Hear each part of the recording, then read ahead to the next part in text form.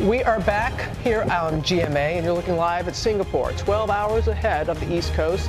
President Trump is there right now, of course, preparing for his historic meeting, the first sitting American president to meet with the North Korean leader. And earlier this morning, President Trump met with the Prime Minister of Singapore, and George is there leading our coverage of it all. Good morning again, George.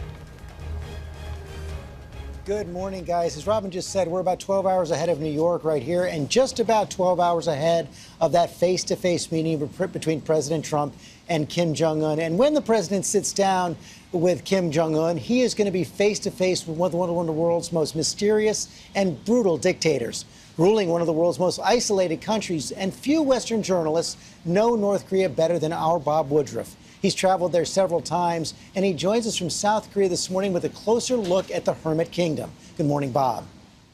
Well, good morning, George. Yes, this summit will certainly make some history, and hopefully it will begin this process of dismantling North Korea's weapons. But President Trump has given no indication yet that he will confront Kim Jong Un about human rights. In an unprecedented journey, North Korean dictator Kim Jong Un touching down in Singapore, over 3,000 miles from his reclusive homeland. His country shrouded in secrecy, his regime so brutal, Americans travel there at their own risk.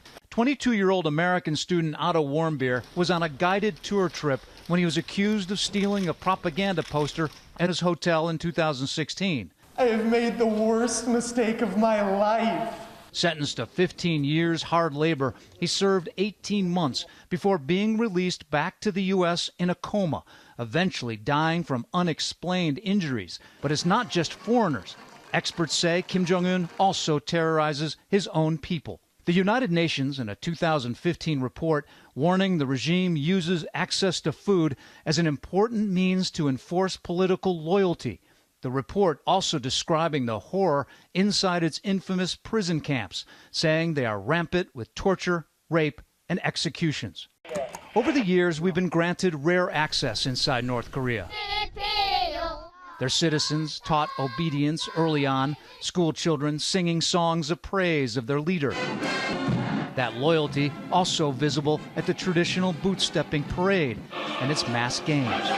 But despite the spectacle, the North is also desperately poor. Its electric grid so weak, this satellite photo shows the lights turn off at night, the country shrouded in almost total darkness. And Kim Jong Un himself, until recently, a figure of mystery. One of the only Americans to ever met him face-to-face, NBA Hall of Famer Dennis Rodman, who traveled to North Korea multiple times. The last time they hugged and talked about basketball and music. All right, man. Good to see you. But when I sat down with Rodman this past January, he told me they never discussed brutality and torture. It's a country with a lot of starvation, though, too, though. Is that okay?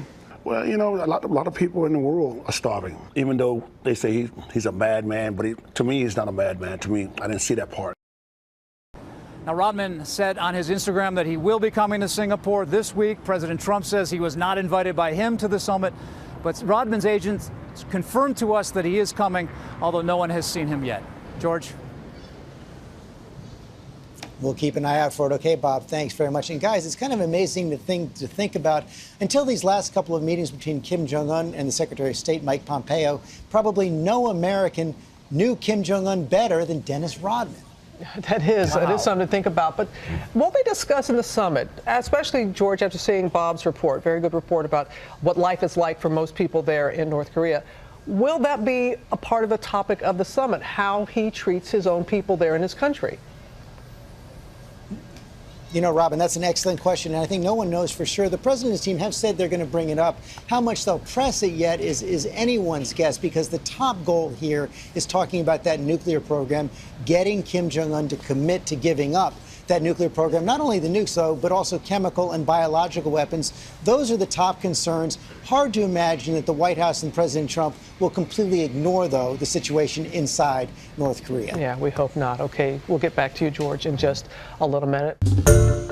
Hi, everyone. George Stephanopoulos here. Thanks for checking out the ABC News YouTube channel. If you'd like to get more videos, show highlights, and watch live event coverage, click on the right over here to subscribe to our channel. And don't forget to download the ABC News app for breaking news alerts. Thanks for watching.